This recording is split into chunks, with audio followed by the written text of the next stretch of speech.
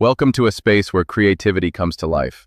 On this channel, every video is crafted to tell a story, spark emotion, and inspire new perspectives.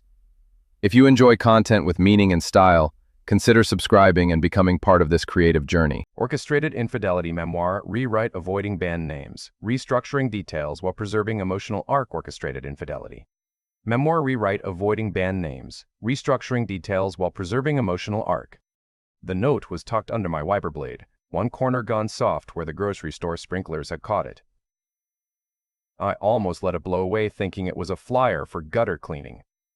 It wasn't. It was one folded sheet of printer paper, no name, no signature, just 8 typed words.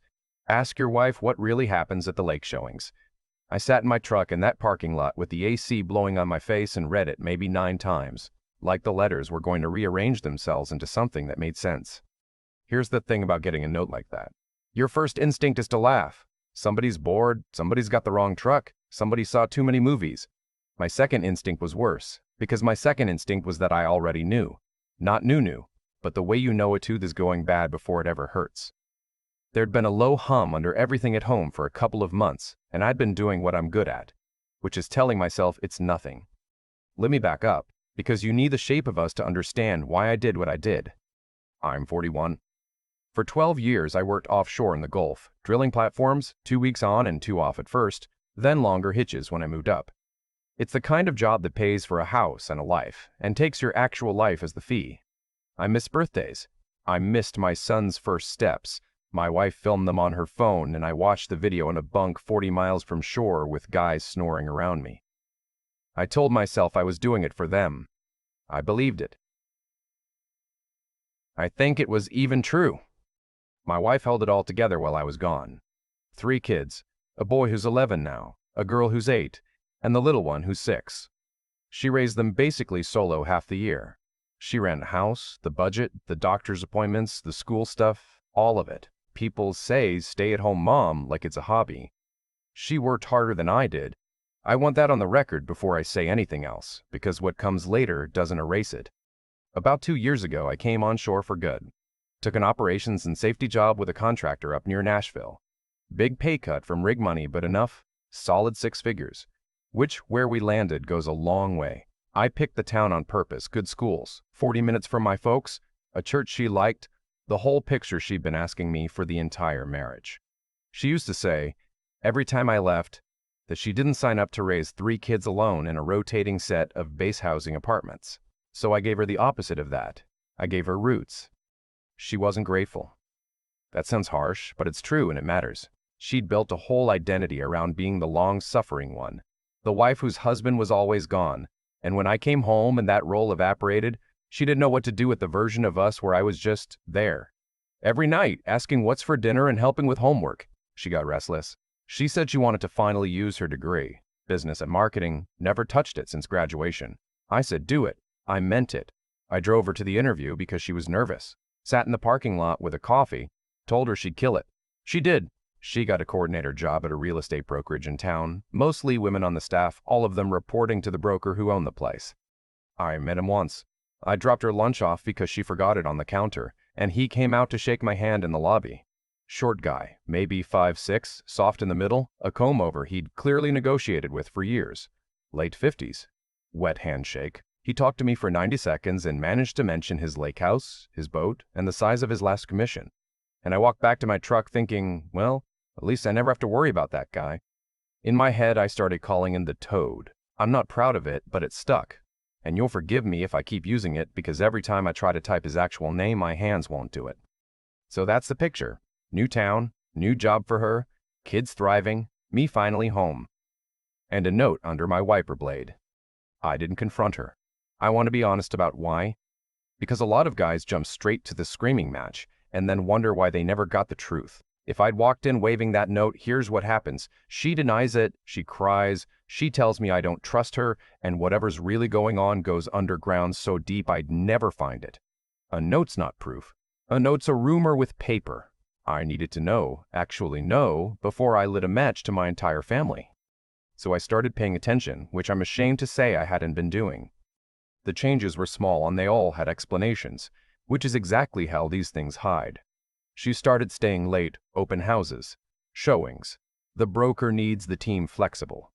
Fine, new job, you put in the hours. She got a second phone passcode I didn't know. When did that happen? She'd come home keyed up and far away at the same time, like she was performing being tired. And the part that stuck in my throat, she stopped wanting me. Not a fade. A wall. 2 months of it.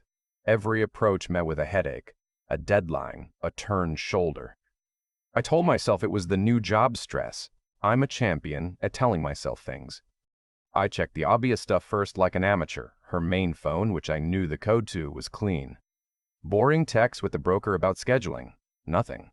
2 weeks of looking, and I had a soft note and a feeling, and I was about ready to decide some jealous person at her office had a grudge, and I was being played.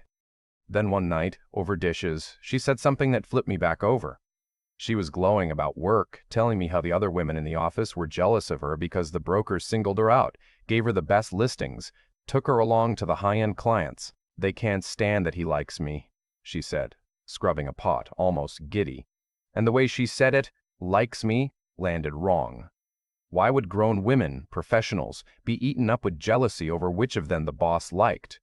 That's not an office. That's a high school. And it hit me that the note might not have come from a hater.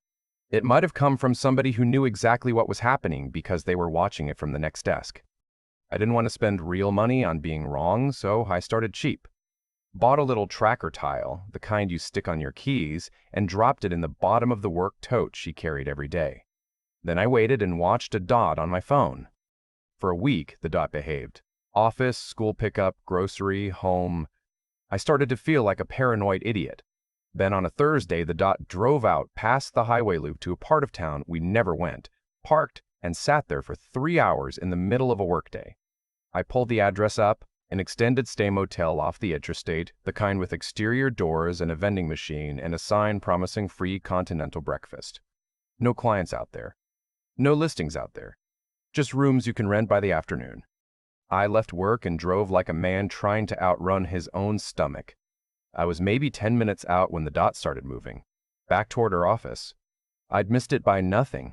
I sat in that motel parking lot with my hands locked on the wheel, looking at the doors, and I made myself a promise that I was done guessing. That weekend, I hired a real investigator.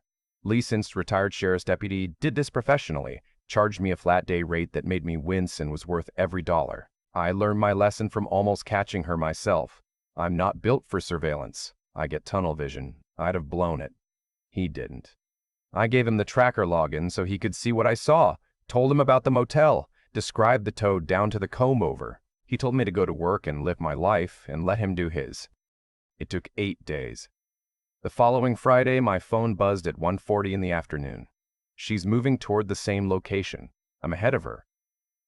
I had to sit down on the floor of the supply room at work, right there between the shelving units, and just breathe. He's a pro, so the footage was clean and as complete. Her car pulling in, her walking up the exterior stairs in a dress I'd never seen, knocking on a door on the second floor, the door opening, her going in. Timestamp, then nothing for 2 hours and 10 minutes. Then the toad coming out, fixing his belt on the landing like a man who owns the place, getting in his car. 11 minutes after that, her coming out, smoothing her hair, getting in her car, gone. It filmed it all from across the lot with a long lens, no mistaking anybody, no room for you don't understand. He sent me the whole thing that evening. I sat in my truck in our driveway and watched it twice. I expected to feel like I was on fire. Instead, I felt nothing, or something so far past anger it had gone cold and quiet. I'd spent 2 weeks bracing for this exact moment, and the bracing did its job. I went inside and made the kids dinner and helped with homework and put them to bed, and she texted that she'd be late. Showing ran long, and I read those 3 words and almost laughed. I'd already moved a few things while she was out. Not dramatic. I just wanted to be ready. When she came in, I was sitting at the kitchen island with my laptop open. I asked her to sit down. She did, with that little frown she gets when she thinks she's about to get a talking to about the credit card. I turned the laptop toward her and pressed play. She got it in about 15 seconds. The frown collapsed. She said, "I can explain." I didn't say anything. She said it again, "Please, I can explain," and reached for the laptop, and I just slid it back out of her reach and let it keep playing. She started crying, the real kind, the kind that comes up from somewhere low, and she kept trying to turn it into a conversation, and I kept not having a conversation. I let her watch the whole thing, her walking up those stairs, the toad fixing his belt, all of it, because I wanted her to understand that I knew fully, with no soft edges left for her to hide behind. I never touched her. I want to say that plainly because I had the urge. I'm a big guy. I worked 12 years around men who solve things with their hands, and there was a half second where the want to was real. But putting my hands on her would have handed her the story. It would have made me the bad guy in her version, given her something to cry about that wasn't her own choice. So I sat on my hands, literally. And when the video ended, I closed the laptop and told her, in the flattest voice I own, to pack a bag and go to her sister's, that I couldn't look at her, and that we'd talk when I could stand to. She didn't fight it. She packed and she went, and I stood in my own kitchen at 11 at night listening to her car back out, and then I did something I'm a little embarrassed about, which is I cleaned the entire kitchen until it shone, because I needed my hands busy or I was going to lose it. That first stretch alone with the kids was supposed to be the part where the helpless dad burns the toast and can't find anything. And I'll tell you, that's not how it went, because I'm not actually helpless, and I resented every story I'd ever heard that says a father can't run his own house. She kept a list on the side of the fridge. The little one's allergy stuff, who needs what for school, which day, the dentist, the after-school pickup rotation. I've been blind to it for years, and there it was, the whole operation, written out. I ran it, not perfectly. My son had to remind me his soccer cleats were in the garage, and my 8-year-old informed me I'd made her sandwich wrong 3 days running. But I ran it. And somewhere in those weeks of packing lunches and braiding hair badly and lying in the dark listening for the 6-year-old's bad dreams, I got something I'd been missing the whole time I was offshore. I got to actually be their father, hands-on, no buffer. That's the one piece of all this I'd never give back. Her sister drove down, they live a couple hours apart, and showed up at my door a few days later as a kind of envoy. I braced for a lecture about forgiveness. I didn't get one. Her sister sat across from me at that same kitchen island and said, "I'm not here for her. I'm here for the kids." She told me her sister had always been the one who needed to be wanted, the youngest, the spoiled one, the one who'd never met a piece of attention she didn't chase. She didn't excuse any of it. She actually said the words, "She did a terrible thing." All she asked was that I not make a decision out of pure rage that the kids would pay for. I respected that. I told her my mind was mostly made up, but I wouldn't be stupid about the timing. We left it there. I let my wife come back to the house after about a week, not because I'd softened, but because 3 kids need their mother and I'm not in the business of using them as a weapon. We split the bedrooms. We became roommates who'd once been married. She cooked. She did the school run. She was, I'll grant her this, a genuinely good mother through all of it. Present, patient, the kind of mom my kids ran to. That was the cruelest part, honestly. Watching her be wonderful with them while knowing what she'd done made the whole thing harder, not easier. We had one real conversation in those days. She'd written me a letter she wanted to read out loud so she wouldn't get emotional, which is a thing she does, manage her own feelings by scripting them. It was a page of "I'm sorry" with the actual events sanded off. Not once did she say what she'd done in plain words. And then she said the thing that told me more than the whole video had. She said very carefully that if I needed to be with someone else to feel even, she'd understand. My wife, who'd accused me of flirting with a waitress in 2019, was offering me other women like a hall pass. That's not generosity. That's a guilty person trying to buy the right to keep her own behavior off the table. I told her I didn't want anyone else, that I'd never wanted anyone else, that the difference between us was that when I was lonely on a rig for weeks, I'd kept my vows and she couldn't keep hers in her own hometown, 40 minutes from our kids' school. She finally told me the why, and the why is the part I still chew on. She said it wasn't about him. She said it flatly. It wasn't because she found him attractive, God knows, and it wasn't even because the affair itself was anything to write home about. It was about the other women in that office. The toad ran his little kingdom on exactly that. A dozen women fighting to be his favorite, married ones included, and she'd walked in as the new girl and decided she had to win. Win what? Win him. The least winnable prize in Tennessee. She wanted to be the one he picked because everybody else wanted to be picked. She torched her marriage and risked her kids to come in first in a contest no sane person would enter. I sat with that and I felt something shift in me. because I realized I wasn't even mad at him exactly. I was mad at how small the whole thing was. I'd given up rid money and a clear shot at a future to come home and be a husband, and she'd thrown it in a motel dumpster over office politics. Now, there's a stretch in here where I went down a road I want to tell you about, because I see other guys do it and I want to wave them off it. For about a week, I started blaming myself. I'd let her run everything: the house, the money, the bedroom. I'd read all the books, listened to all the advice about being gentle and attentive and putting her first, and somewhere in my head I started building a theory that maybe, if I'd been a different kind of man, harder, more in charge, she wouldn't have gone looking. Maybe I'd been so busy being the nice guy that I'd made myself easy to step over. My brother knocked that out of me in one phone call. He listened to the whole spiral and then he said, "Let me get this straight. You're trying to figure out what you did to make her drive to a motel on a Tuesday." And when he put it like that, it sounded as dumb as it was. Here's what I landed on, and I'll say it for any man listening who's doing the same math I was: it is not your fault. If she wanted something different, in the marriage, in the house, in the bedroom, anywhere, she had a tongue in her head, and a husband who'd have crawled over glass to give it to her. People who want to fix things talk. People who want to cheat find a reason and call it a need. The "you weren't enough" story is the most expensive lie a trade person can buy, and I almost bought it retail. Don't. Communication exists. She chose the motel over a conversation. That's on her, not on me, and not on whatever I was or wasn't doing. Once I got my feet back under me, I made a decision. I wasn't going to be one of those guys who just quietly divorces and lets everybody else stay comfortable. Not because I'm cruel, but because the toad was still out there running that office like a buffet, and somewhere there was a wife of his who had no idea, and somewhere there were women at that brokerage who maybe weren't there by choice the way mine had been. I started with his wife. I did a little digging. Not hard. The man had his whole life on the internet, and found his house a nice place out by the lake he never shut up about. I waited for a day I knew he'd be at the office, and I knocked on his door with a flash drive and a printout of that note that started everything. His wife answered. Older than him, kind face. The look of a woman who'd organized a life around a man who didn't deserve it. I told her, gently as I could, who I was and why I was there, and I gave her the drive and the note. She didn't fall apart. That surprised me.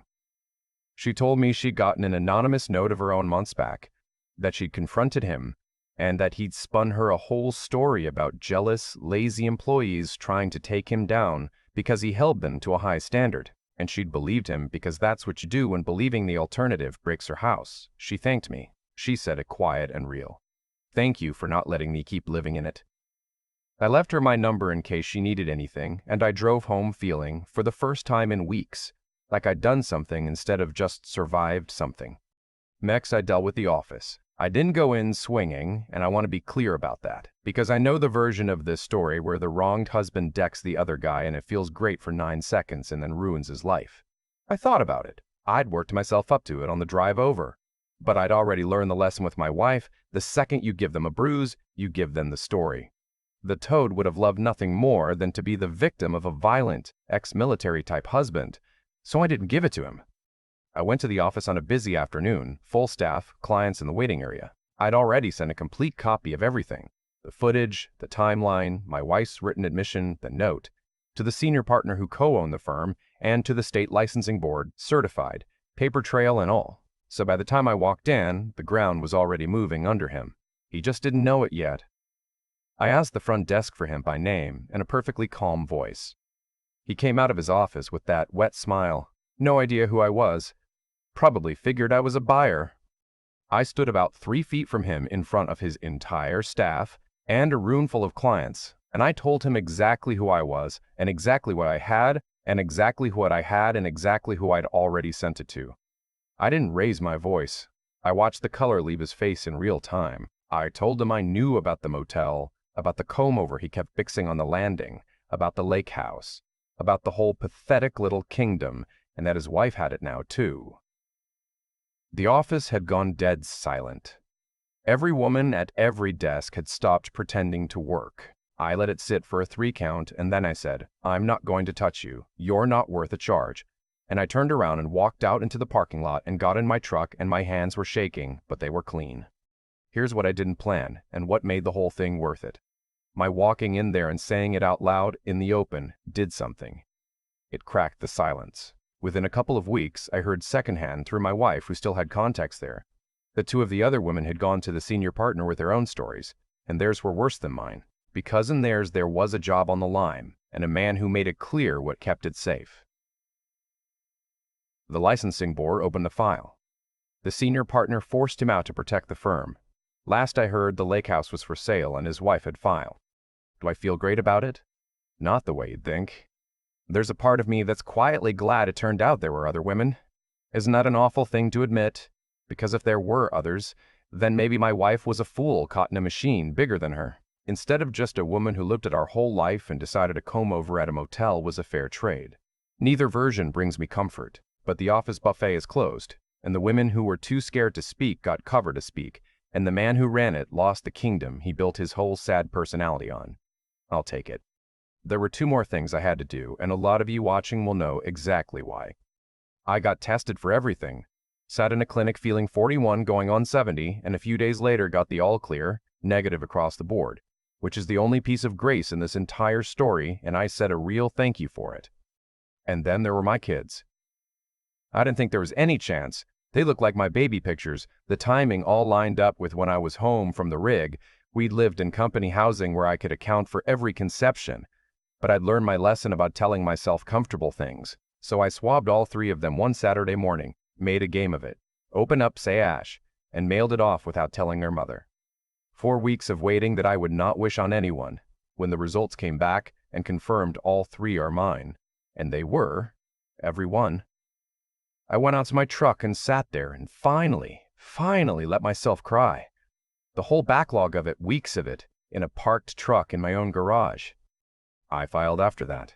No more dragging my feet. I'd been slow at first. I'll be straight about that. I'm a creature of habit, and the comfort of having her there running half the house was a real gravity I had to fight. But the longer I waited, the more I'd start to forget. And forgetting felt like betraying my own kid's future. So I went to the lawyer and got it moving. It was, of all things, an amicable divorce. I didn't drag her through court. I didn't fight to leave her with nothing. That's not who I want to be, and it's not what's best for the kids she's so good with. We agreed I'd carry the bigger load on custody, the kids would mostly be with me, and I'd pay support that's frankly not far off what I was already providing when she stayed home. People online told me I was a chump for keeping it out of the system, for not making her pay for every dollar in a courtroom, maybe. But I've seen what the war version does to kids, and mine come first, before my pride, before the satisfaction of watching her squirm. She cried when I told her it was final. I let her. I even told her I hoped she'd be okay, and I meant it, because I'm done carrying the rage. Rage is heavy and I'd been hauling it long enough. The mystery of the note nagged at me right up until the end, and I did get my answer, which is more than the original me ever expected. It came through the Toad's wife, of all people, who I'd stayed loosely in touch with. 2 survivors of the same wreck. She told me that one of the women who'd come forward had finally admitted she was the one who'd left the notes. Both of them. Mine and his wife's. She'd been one of the ones he'd pressured, and then discarded for the newer favorite. For my wife, as it happened. And she'd sat with the guilt of the whole rotten thing until she couldn't anymore. And instead of going to HR, which she was sure would protect him, she'd quietly tuck notes under 2 windshields and hope somebody braver than her would blow it up. Somebody did. I guess that was me. I've got a place of my own now, a smaller house closer to the kids' school, and I painted my son's room the blue he picked and put up the little one's drawings on the fridge with magnets, and most nights it's just the 4 of us, and it's loud and it's chaotic, and it is, no exaggeration, the happiest I've been in 15 years. I'm not built for hating somebody forever, and I've mostly let it go. The marriage is gone and I've stopped grieving it, because the truth is, I'd been gone from it for years before she ever drove to that motel. Gone offshore, gone in my own head. 2 people who'd quit talking and called the silence a marriage. I don't know what comes next for me. I never learned how to date. She was the only woman I'd ever been with. And the thought of starting over at 41 in a world full of apps makes me want to lie down. But I catch myself in the mirror some mornings, looking less like a man who got run over and more like myself. And a couple of the moms at school pickup have started saying hello, in a way I'm slowly learning to read.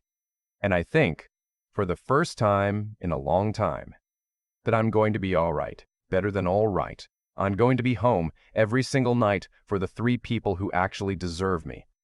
That's the revenge that lasts. Everything else was just noise. The note under my wiper sat in my truck for 9 reads before I let myself believe it. And that hesitation taught me the first hard thing I carry out of all this. Every cause has an effect already on the way to you, whether you look at it or not. The hum at home wasn't nothing. The motel wasn't a glitch. I'd been telling myself comfortable stories for 2 years, and comfortable stories don't change the truth. They just delay the bill. When I finally stopped flinching and started watching, the whole picture assembled itself in days. The lesson isn't that I was a fool for trusting her. The lesson is that paying attention is a skill, and I'd let mine rust because looking away was easier than looking. The second thing I learned is about how you carry your anger. And this is where I almost wrecked everything. There was a half second in my kitchen and another one in that brokerage lobby where I could have put my hands on somebody and felt good for 9 seconds and paid for it for 9 years. I sat on my hands instead. Not because I'm soft, but because I figured out that the man who keeps his temper keeps his options, and the man who loses it hands the other side the whole story. Restraint isn't weakness. Restraint is how I walked out of that office with clean hands and the toad's whole kingdom collapsing behind me. The strength I needed wasn't in my fists. It was in the patience to wait 8 days for real footage, the nerve to swab 3 sleeping kids and wait 4 weeks, the stubbornness to file the papers when staying numb would have been easier. That kind of grit is quiet. Nobody films it. And the third thing, the one I'd hand my own son if he ever sits where I sat. I almost talked myself into believing her cheating was my fault. That if I'd been harder or sharper or less of a nice guy, she'd have stayed. My brother knocked that out of me in 1 sentence, and I'll knock it out of you too. Being a decent man who keeps his word is not a flaw to apologize for. Delia made a choice in a motel that had nothing to do with what kind of husband I was. Doing right by people doesn't guarantee they'll do right by you, but it's still the only way I know to look at myself in the mirror. I kept my vows on a rig 40 miles from shore, and she couldn't keep hers 40 minutes from our kids' school, and that difference is the whole story. I don't hate her. Rage is heavy, and I hauled it long enough. Reggie's room is painted the blue he picked, Marlene's drawings are on my fridge, and most nights it's loud and chaotic, and it's the happiest I've been in 15 years. That's the revenge that lasts. Everything else was just noise I had to walk through to get home.